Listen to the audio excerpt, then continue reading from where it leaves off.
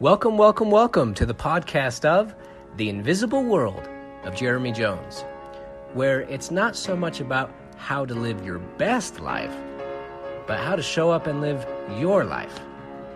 Thanks for joining.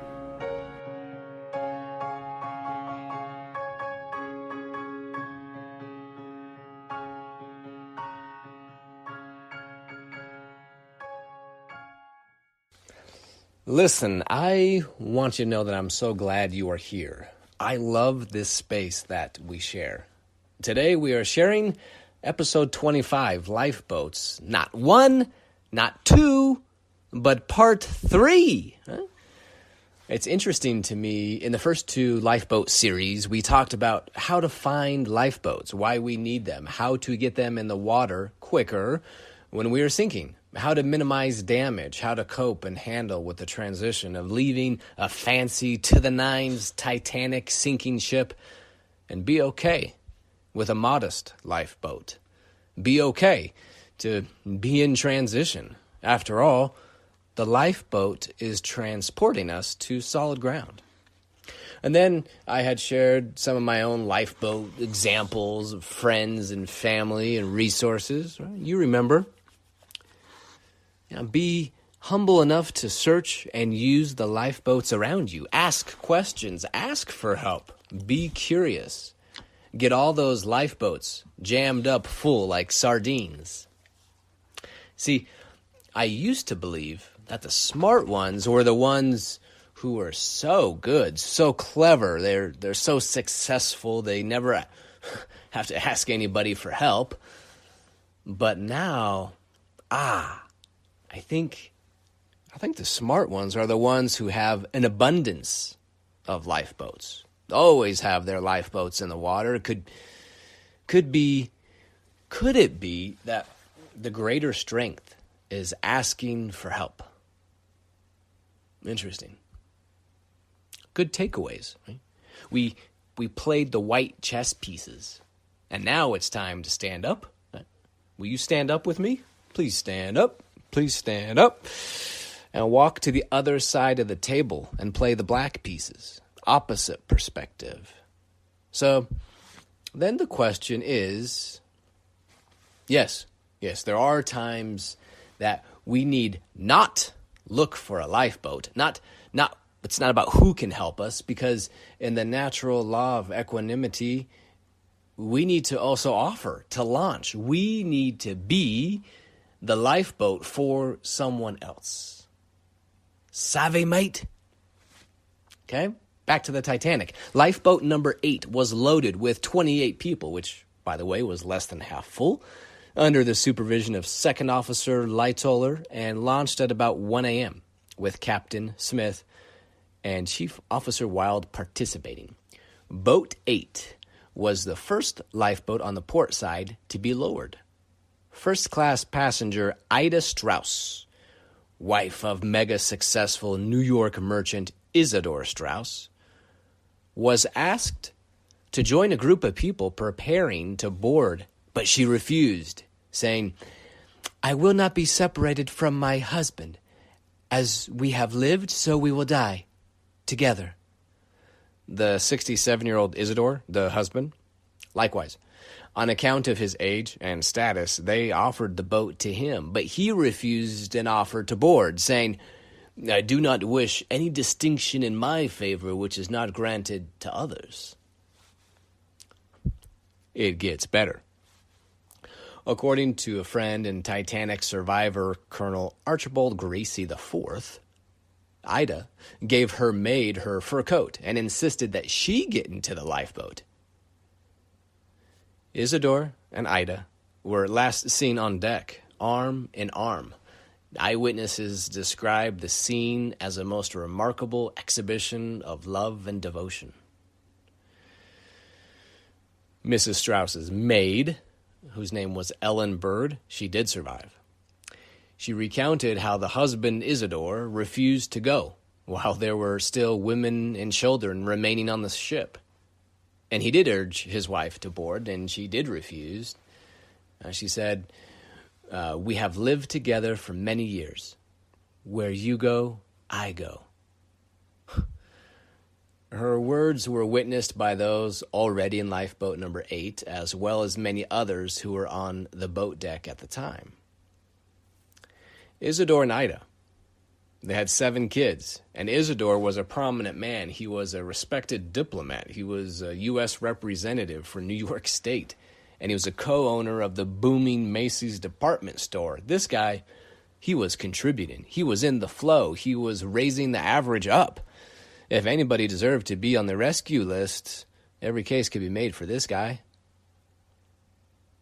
When the survivors of the disaster arrived in New York City aboard the RMS Carpathia, many, including Ellen Bird, told reporters of Mrs. Strauss's loyalty and fidelity to her husband. Her story struck a chord with people around the world. Rabbis spoke to their congregations about her sacrifice. Articles in Yiddish and German language newspapers extolled her courage.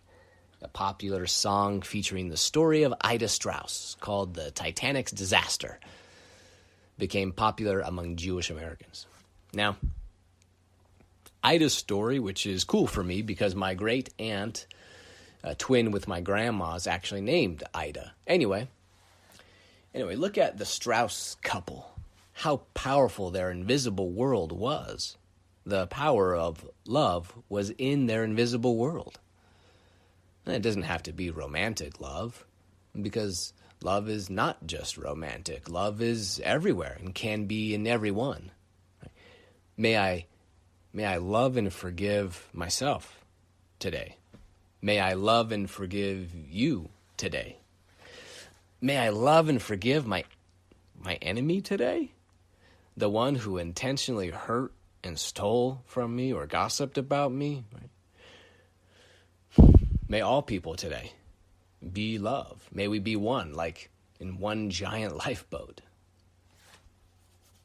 Let's look closer at Isidore Strauss. He is a what? He's a Harland and Wolff top-of-the-line lifeboat. Oh, man.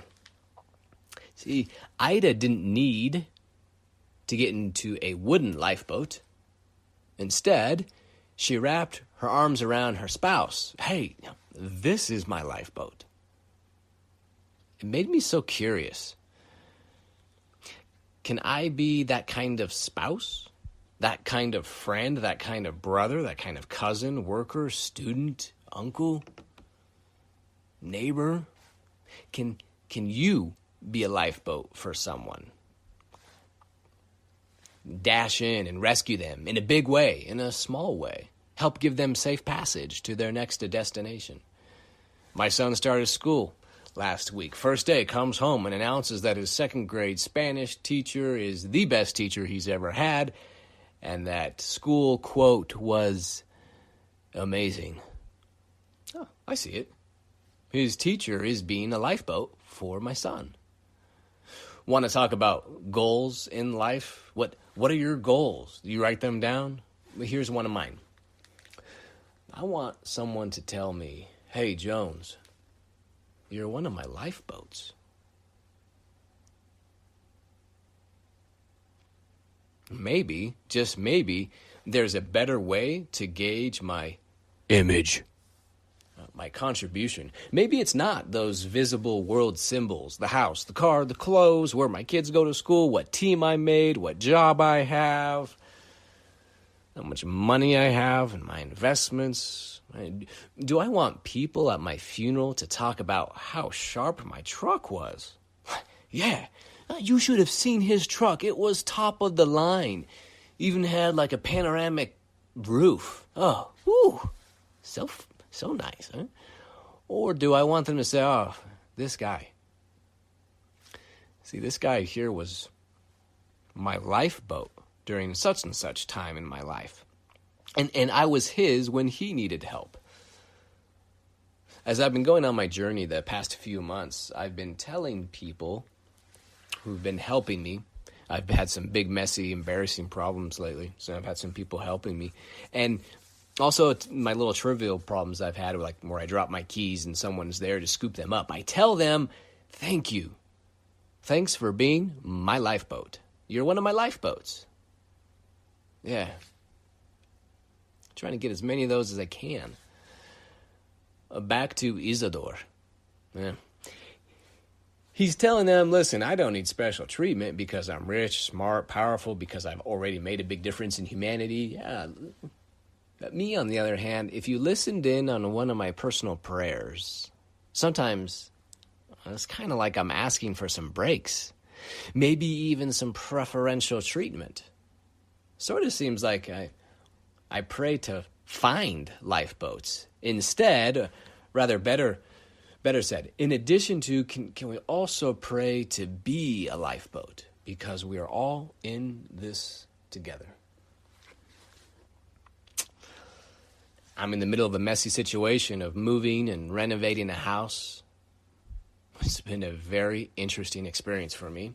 Some of you know about this, and I will be doing an episode about it later when I get a little bit further out of the weeds. But I've noticed how badly I want people to be impressed with the size and the scope and the design of my house. I want them to see my house and think, wow, this guy's successful. I shouldn't admit it to you, but it's true. It's true. I care what people think of my image. Right now, my house has been demoed and it's in the rehab stage and it looks pretty shabby.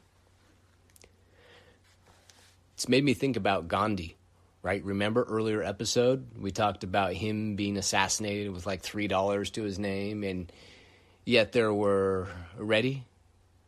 Try to picture this. There were 2 million people in his funeral procession. A procession that curved around for 5 miles. 2 million people, 5 miles. That didn't care at all what kind of house Gandhi lived in, how much money he had. But I get stuck and muddled on this image flypaper. Maybe it's just me. What if they don't think I've been successful with work or with my investments? And I find myself explaining, justifying to people, oh yeah, listen, I mean, I could be in a nicer neighborhood, but a much cooler house, whatever. But I just bought this one because I wanted to be in the school boundaries and blah, blah, blah, blah, blah, blah, blah. I'm not anti-nice house or anti-money. It's fine. It's just the mistake I've caught myself making is... it's how I've been weighing my value, my self-image. To speak millennial, it's how I weigh my brand. And for too long, my happiness has been tied to the success of my portrayed image, the brand. Now, here's a quote from Christopher Hill and his book that I just read called Success is a Way of Life, which I totally recommend. Listen to this. And you tell me if this doesn't feel like truth. Okay? Quote, look into your soul now and look at the way you live and measure your self-image by the love you share. The fire of enthusiasm you have for the life is the measure of your success. For success is a way of life. Okay, let's rinse and repeat. Success is a way of life. Is the book, and the quote is, look into your soul now, and look at the way you live and measure your self-image by the love you share.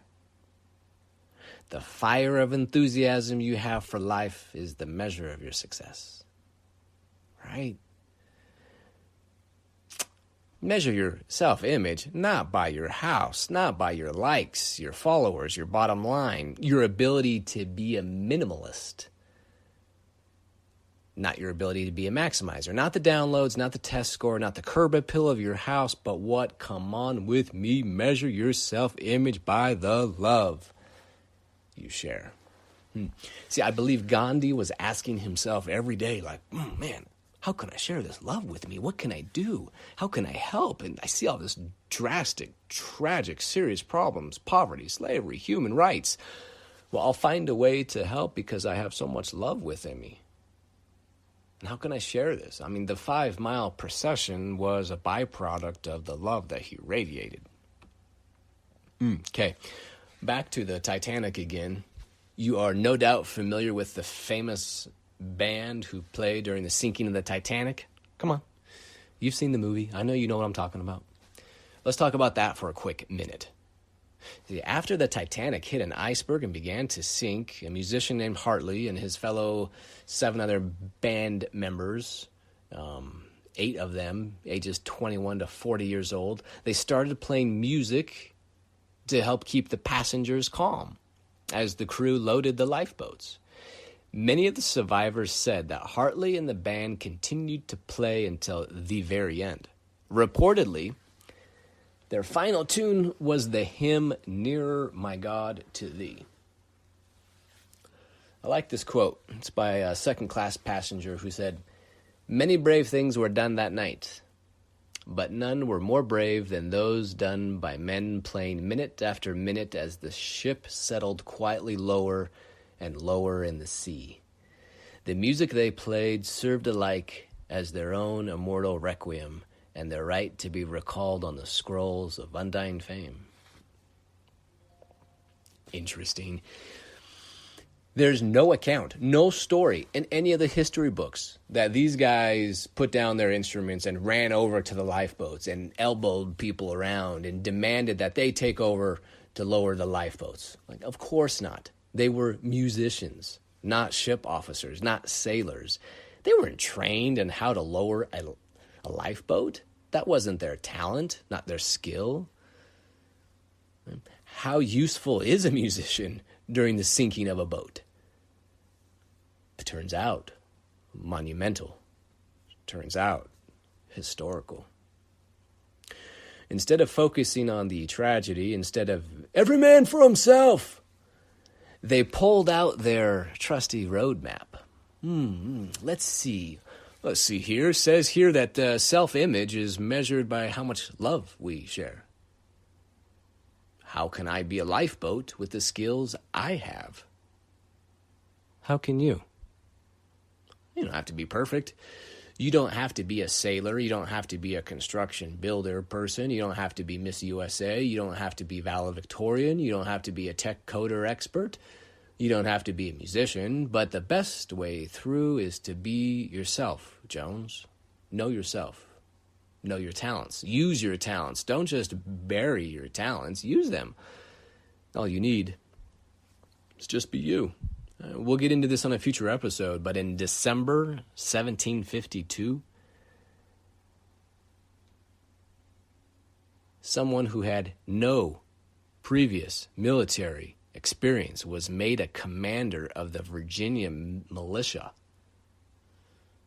His name was George Washington. No previous military experience. Goes on to make a lot of mistakes in many battles. But, man, did he love his cause. He kept sharing his love and doing what he could. The fate of unborn millions depends on the courage of this army. Right? We can focus on what we can't do, and we can focus on what we're afraid of. Or we can focus on what we can do and focus on what we love. Are you with me? You're with me, right? I don't want to keep going unless I know you're with me, so tell me that you're with me. I'm with you. Okay. All right, you're right here with me. Where is the Titanic iceberg now? This massive iceberg that split a great steel vessel that took the lives of so many, this beastly chunk of ice that tore through an unsinkable ship. That was the cause for so much loss in life and humanity that seared the history pages with damage and awe. Like, where is this iceberg?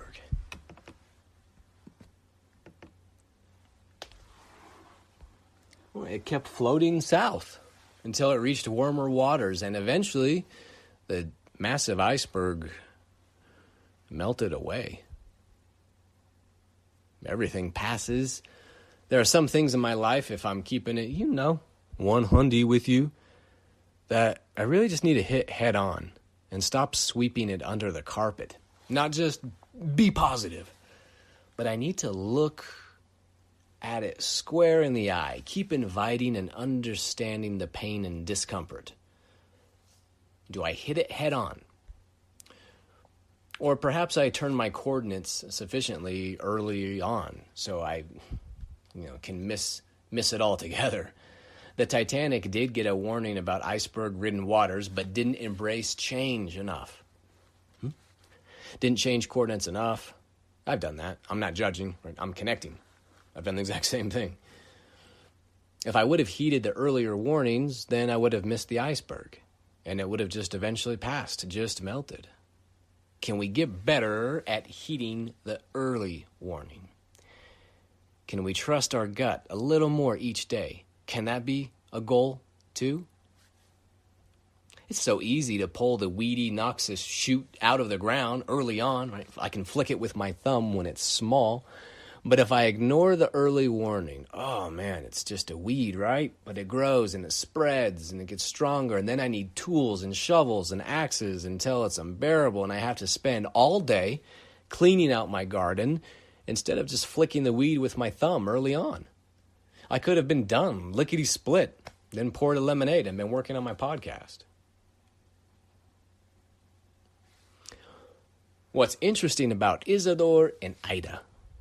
What's interesting about the Titanic musicians? See, they were all in the same circumstance, all in the same boat, as they say. A sinking one at that. Memento mori. Memento mori, remember you have to die. You have to die. But right now, we're all alive. And the proper function of man is to live, not just exist. We're all in the same circumstance. So, how do we? Right? We're all in the same boat. Okay, then, what can we do? Can we give our fur coat to someone? Send someone else on that lifeboat? Play music to comfort those around us? We all have different skills, different talents. Are we believing in those skills and sharing them generously? My podcast is a lifeboat for me, and hopefully for others too.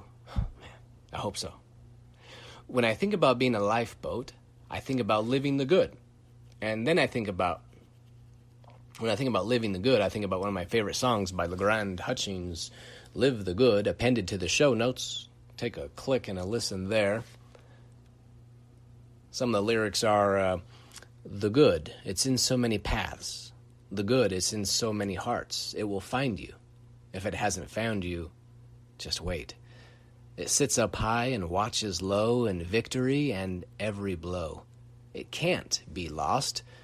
We all belong, it's the gate. We flourish and fade. Open your mind and see it's in everything we know. We breathe it in the hand of a friend. It's the light around the bend. It's in life-giving blue and in darkness, too.